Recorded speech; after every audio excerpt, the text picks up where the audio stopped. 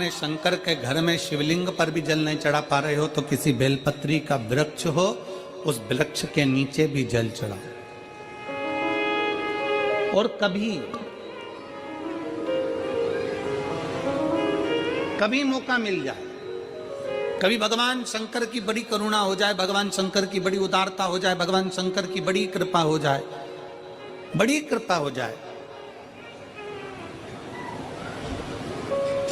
भगवान शंकर जिस दिन तुम्हारे ऊपर बड़ी कृपा कर दे, किसी सोमवार को 3 नियम बना लो।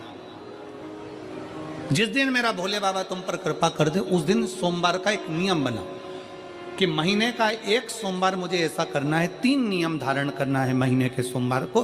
पहला, सुबेरे जाकर शंकर भगवान को 1 लोटा जल चढ़ाना है। दूसरा, दोपहर के समय पर जाकर मुझे बेलपत्री के वृक्ष के नीचे एक चावल का दाना रखकर बेलपत्री की 7, 11, 21, 108, 51 जितनी परिक्रमा आप लगा सकते हो वो लगाना है।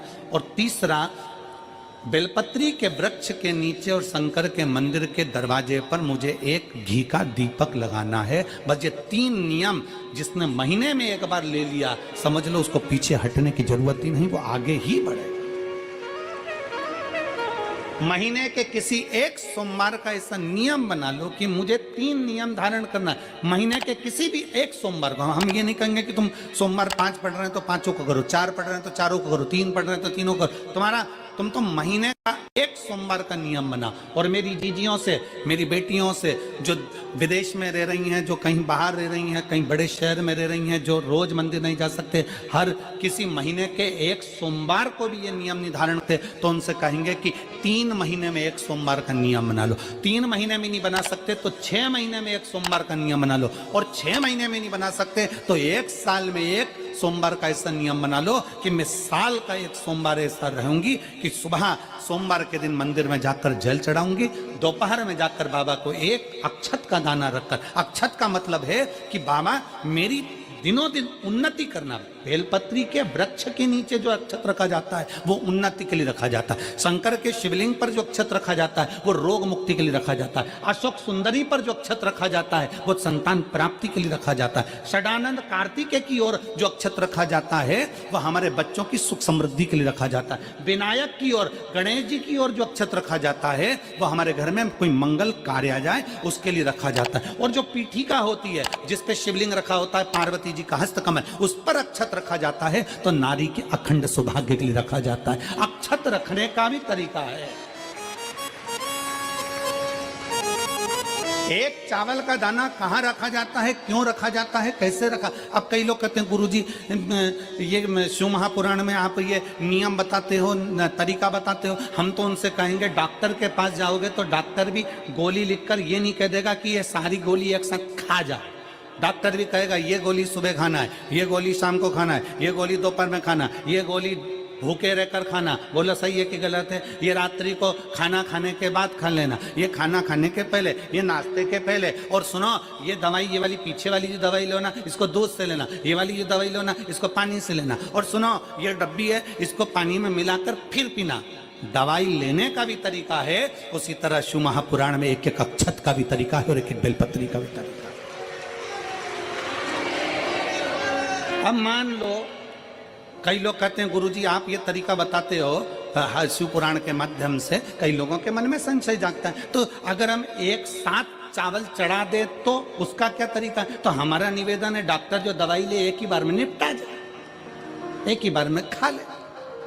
दवाई एक बार में पूरी खा गए असर नहीं करेगी, इसमें डॉक्टर का कोई दोष नहीं है। उसने तो बताया था ऐसे लेना, ऐसे लेना। और तुमने, मैं डॉक्टर साहब ने पूछा दवाई पूरी ली, शाम की दवाई भूल गई थी, सवेरे की दवाई भूल गई थी, ये दवाई भूल गई थी। डॉक्टर कहेगा हमने तो नियम बताया, तब तुमने नहीं खाई तो असर कहाँ से करेगी? तुम असर कब करती है? जब हम पूजन के तरीके को जान जाएं, जब हम अर्चना के तरीके को जाएं। आप साल भर का एक सोमवार निकाल लो, 6 महीने का एक सोमवार निकाल लो, 3 महीने का एक सोमवार निकाल लो, महीने का एक सोमवार निकाल लो, अपने से दिल में बन जाए तो एक सोमवार ऐसा निकालो जिसके 3 नियम धारण हो। पहला, उसी सोमवार जिसको कर रहे हो उस दिन सुबह जल चढ़ाना। दूसरे, दोपहर के समय पर जाकर बेलपत्री के वृक्ष के नीचे एक चावल का दाना रखना और परिक्रमा बेलपत्र की जितनी तुमसे बन जाए, जितनी तुम्हारे शरीर की कैपेसिटी हो, जितना तुम्हारा शरीर चलते बन जाए। हम तो ये भी नहीं कहते कि तुम भूखे रहकर भगवान का भजन करो, हम कभी नहीं कहते। हम तो यहां तक कहते हैं, हमारे पुष्टि मार्ग में यहां तक कहा गया कि वल्लभ कुल की एकादशी करो, भले बकरी जैसे चरो पर एकादशी करो। हम तो यहां तक कहते हैं कि बहुत समय से कल मेरी एकादशी है, एकादशी है, एकादशी है, एकादशी है, पूरे घर को हिलाकर रख दिया, एकादशी है, एकादशी, एकादशी है। बहू टेंशन में, बेटा डिप्रेशन में, पति पपीता ला ला के, सेव फल ला के, मूंगफली का दाना ला के, काजू कतली ला के, सेव फल ला के, और सारा सामान साबूदाना और खिचड़ी और ना चिप्स ना जाने क्या क्या ला के बेचारा पति एकादशी आती है वो नौमी से चिंता में पड़ जाता है।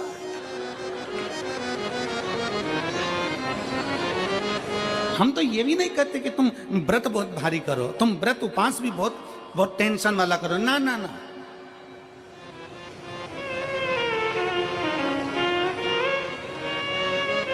अपने को व्रत उपास भी इतना बहुत बहुत भूखे रह रहे हो, बहुत प्यासे रह रहे हो, और मालूम पड़े कि भगवान हमें मिलेगा, भगवान हमें मिलेगा।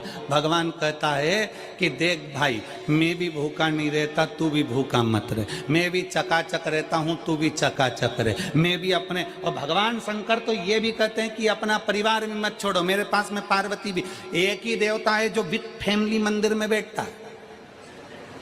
शंकर जी हैं तो पार्वती जी है, तो गणेश जी हैं, तो कार्तिकेय जी हैं, तो नंदी है, सब मंदिर के अंदर चाहिए। शंकर भगवान अपने पूरे परिवार के साथ। शंकर जी तो ये कहते हैं अकेले तुम क्यों रहते हो। शिव जी की एक बात अपने ध्यान में रखना, कितनी सुंदर बात है शंकर भगवान की, बहुत ध्यान में रखिएगा।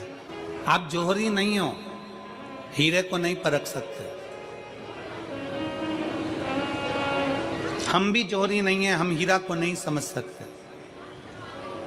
और भगवान शंकर ने पृथ्वी पर जिसको जन्म दिया उसको जौहरी बनाकर पैदा किया है, उसको जौहरी बनाकर भेजा है कि आप भले हीरा को न समझो चलेगा, पर अपने नजदीक में कोई दुखी है तो उसकी पीड़ा को जरूर समझना। भगवान शंकर कहते हैं उसकी पीड़ा कैसे, किसी के दर्द को जरूर समझिए, किसी के दुख को जरूर समझिए, किसी की तकलीफों को जरूर समझिए। पशुपतिनाथ का व्रत करते हो आप, 16 सोमवार का व्रत करते हो आप, संकट सोमवार का व्रत करते हो आप, शिवरात्रि का व्रत करते हो, सोमवार की अष्टमी का व्रत करते हो।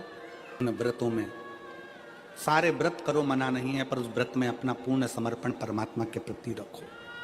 केवल खाना छोड़ा है, अन्न छोड़ा है, भोजन छोड़ा है, और दिन में सुबह से लेकर शाम तक 2-3 बार तुमने कुछ ना कुछ पाया है, वो व्रत हो सकता है आपकी दृष्टि में, पर हमारी दृष्टि में व्रत कौन सा है। शिव महापुराण की कथा कहती है कि सुबेरे आपका व्रत चालू हुआ, दूसरे दिन ब्रह्म मुहूर्त तक जो आपका व्रत आपने रखा है, भगवान का जो व्रत कर रहे हो, उस व्रत में एक बात अपने अंदर उतार कर रखो कि इस दिन मैं अपने मोबाइल का त्याग करती हूँ, पूरे दिन मैं मैसेज नहीं पढ़ूंगी, मैं देखूंगी नहीं, मैं अपशब्द नहीं कहूंगी, मैं जानूंगी नहीं। दूसरा, आज के दिन मेरा व्रत है, आज 1 महीने में, 15 दिन में, 2 दिन में, 20 दिन में मैंने अगर किसी से भी अपशब्द कहा होगा, आड़ा टेढ़ा कहा होगा, तो सबसे पहले आज व्रत वाले दिन मैं उसको सॉरी कहूंगी, क्षमा मांगूंगी और अपने हृदय से लगाने का प्रयास करूंगी। व्रत है। व्रत का तीसरा अंश, आज मेरा व्रत है, मैं आज के दिन किसी को भी अपशब्द नहीं बोलूंगी, किसी के लिए आड़ा टेढ़ा नहीं बोलूंगा, आज जितना बन सकेगा मैं सात्विक जीवन जीऊंगा। चौथा, आज मेरा व्रत है, आज के दिन मैं झूठ नहीं बोलूंगी, ना झूठ बोलूंगा सुबह से लेकर शाम तक। और 5वां, आज व्रत वाला दिन है, जितना फलार मैं करूंगी उसका पैसा जोड़ूंगी कि 15 रुपए का मैंने साबूदाना खाया, 10 रुपए का बटाटा खाया, ये खाया वो खाया, सारा हिसाब लगाकर 55, 60, 70 रुपए जितने होते हैं उसमें से एक अंश निकालकर मैं उसका एक भाग किसी गौशाला में जाकर गाय को चारा जरूर दूंगी। आपका व्रत, आपकी साधना, आपका तप, आपका बल, आप कैसा कर रहे हैं। केवल भूखे रहने पर भगवत पद की प्राप्ति नहीं होती। शिव महापुराण की कथा कहती है कि भूखे रहने से भगवान की प्राप्ति नहीं होती। शिव पुराण की कथा कहती है भगवान को पाने की भूख बढ़ाने से भगवान की प्राप्ति होती है। भीतर से परमात्मा को पाने की भूख बढ़ाइए, भगवान को पाने की भूख बढ़ाओ भीतर से।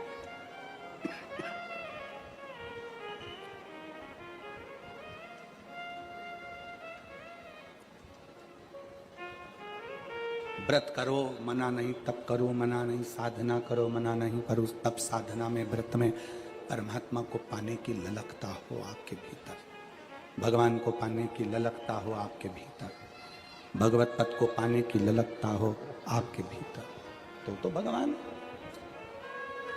हाँ, पुराण की कथा एक बड़ी सुंदर बात कहती है, व्रत आप करते हो, उपास आप करते हो, नियम आप लेते हो, पूरा किसको करना पड़ता है? तुम्हें नहीं। व्रत आप करते हो, उपास आप करते हो, नियम आप लेते हो, और पूरा देवाधिदेव करते हैं, भगवान शंकर करते हैं। बस इतना जरूर याद रखें कि जैसे कुछ प्राप्त हो भी गया तो शिव को धन्यवाद देकर शंकर के दरवाजे पर जाते रहना, यह हमारा कर्तव्य है।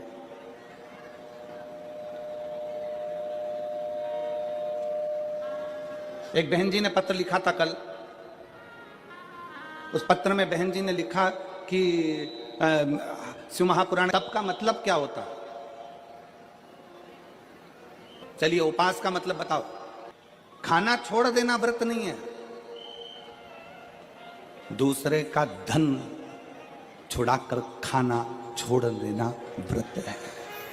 शिक्षा दे देना, किसी को चिकित्सा की जरूरत है उसकी चिकित्सा में थोड़ा सा धन लगा देना, कोई रोते हुए के आंख के आंसुओं को पोंछ देना, किसी के दुख में खड़े होकर उसको खुशियां प्रदान कर देना, ये दुनिया का सबसे बड़ा व्रत है, सबसे बड़ी साधना, सबसे बड़ा। तो मन साफ है तो सारी गलतियां माफ है, और अगर मन ही साफ नहीं है तो गलती कौन माफ करेगा भाई? हम भी तो अपनी जिंदगी में एक नियम बना सकते हैं कि मैं श्री शिवाय नमस्तुभ्यम का जाप करूंगी, मेरी कॉलोनी में कोई शंकर जी का मंदिर है, हम 5-10 महिलाएं प्रत्येक सोमवार को 10 मिनट बैठेंगी, शाम के समय प्रदोष काल में 6 बजे 6:30 बजे बैठेंगे, 6:45 बजे 15 मिनट बाद उठ जाएंगे, श्री शिवाय नमस्तुभ्यम का जाप करेंगे, शंकर जी को भोग लगाएंगे। अगर एक हफ्ते में 5 सोमवार पड़ते हैं तो 5 महिलाएं अपना नियम बना ले कि आज का प्रसाद थोड़ा सा, कुछ भी शक्कर, खड़ी शक्कर, कुछ भी मैं लेके आऊंगी, माँ भोग लगाएंगे, अपन 5 मिलकर श्री शिवाय नमस्तुभ्यम जपेंगे, प्रसाद बांट देंगे, अपने घर चले जाएंगे। ज्यादा ढोंग प्रपंच नहीं, दिखावा नहीं, कोई एक नियम। हमारे नजदीक में शंकर जी का मंदिर है, हफ्ते में एक बार नियम बनाएंगे, उस मंदिर में सफाई करेंगे, हफ्ते में एक बार नियम बनाएंगे, अपने नजदीक के शंकर के मंदिर को साफ करेंगे, क्लीन करेंगे। एक नियम अपने अंदर बनाओ शिव के प्रति।